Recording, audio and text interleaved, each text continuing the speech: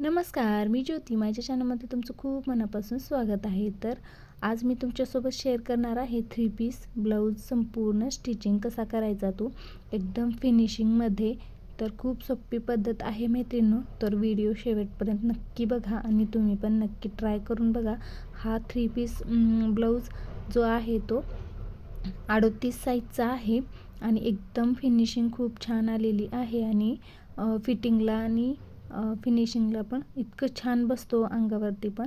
तर व्हिडिओ सुरुवात करूया. तर बघा स्टिचिंग करायला तर सुरुवातीला मी घेतलेला आहे पाठीमागलचा भाग.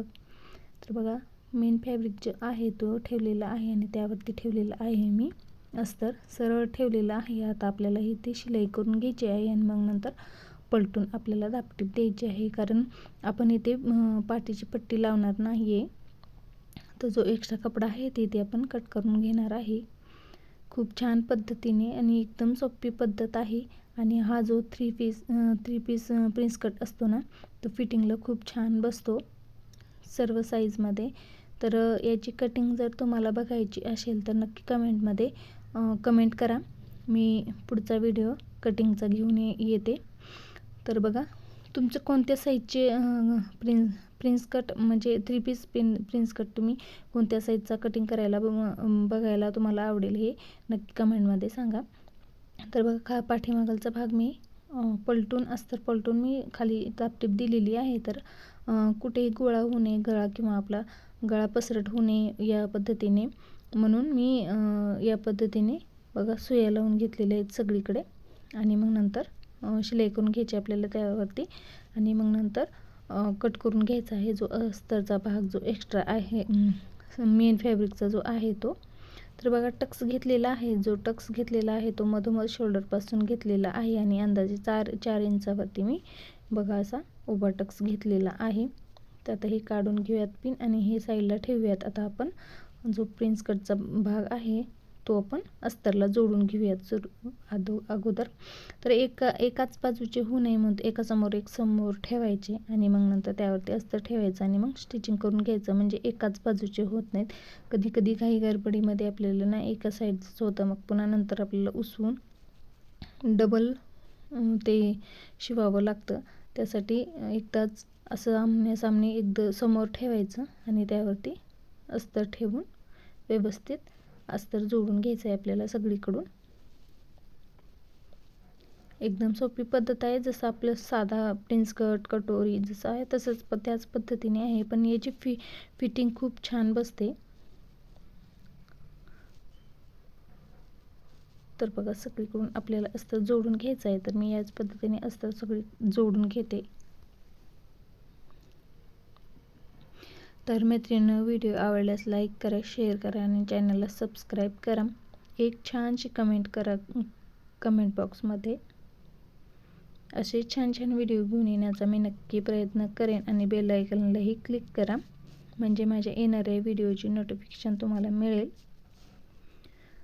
तर बघा मी जो अस्तर जोडून घेतलेला आहे आणि एक्स्ट्रा जो कपडा आहे तो इथे कट करून घेतलेला आहे. तर बघा आता हा जो प्रिन्स कटचा भाग आहे ते आपल्याला इथून वरतून जोडून घ्यायचा आहे सावकाश पद्धतीने. एकदम अर्धा इंचाचा शिलाई मार्जिन सोडलेला आहे, आपण तितका जोडून घ्यायचा आहे. त्याच पद्धतीने मी दुसऱ्या साईडची पण जोडून घेते.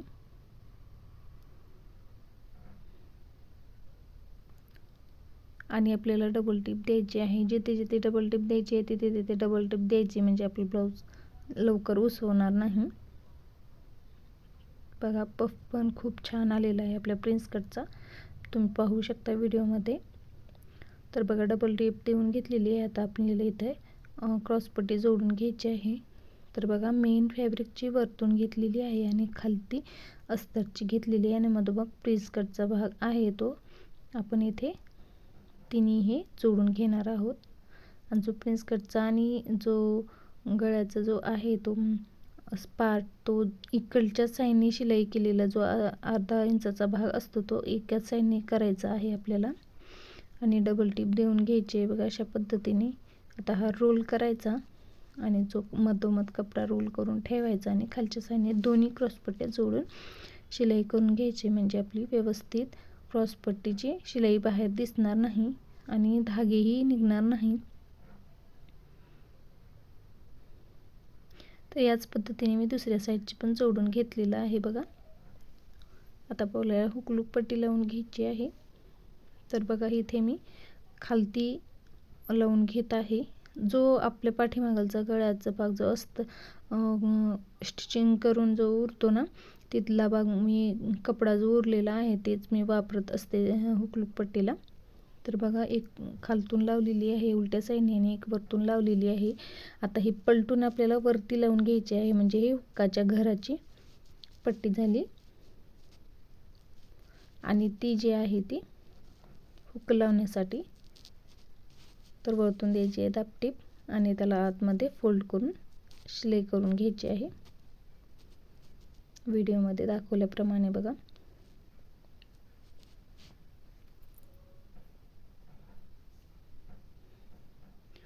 तर ही बरोबर आहेत का बघून आपण गळा कट करून घेणार आहोत. आणि मग नंतर तर बघा इथे मी बाही जोडून घेते. तर बाहीला थोडंसं जॉईंट बसणार आहे.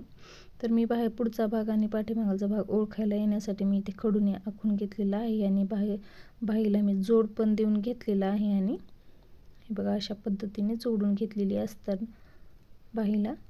आणि खालच्या साईडने आपल्याला अशा पद्धतीने शिलाई करून घ्यायची आहे.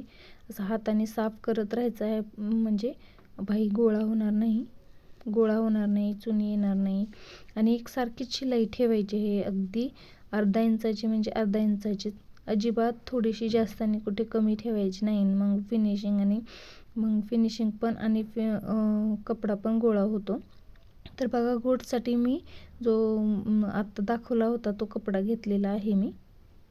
आता इथे मी जोडून घेत आहे. हा जो मेन फॅब्रिक आहे ना तो थोडासा कमी पडला म्हणून मी तो मॅचिंगचा पायपिंगसाठी मॅचिंगचा घेतलेला आहे. अस्तरचा कपडा मी माझ्याकडे होता हा, तो थोडासा हा मॅचिंग होत होता त्याच्यामुळे मी हा घेतलेला आहे. तर बघा मी डबल फोल्ड करून घेतलेला आहे पायपिंगचा. आणि ही 1.5 इंचाची मी पट्टी काढून घेतलेली आहे तिरकस, आणि मग नंतर जोडून घेतलेली 2 पट्ट्या आणि मग डबल फोल्ड केलेला आहे. आणि अशा पद्धतीने बघा मी लावून घेत आहे.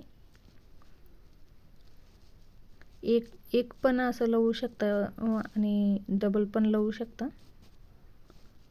अजिबात खेचायची नाही, हे कपडा खालचा खेचायचा नाही आहे आपल्याला, फक्त पट्टी खेचायची आहे. जिथे जिथे गोल आकार आलेला आहे ना तिथेच खेचायचं आहे आपल्याला पट्टी.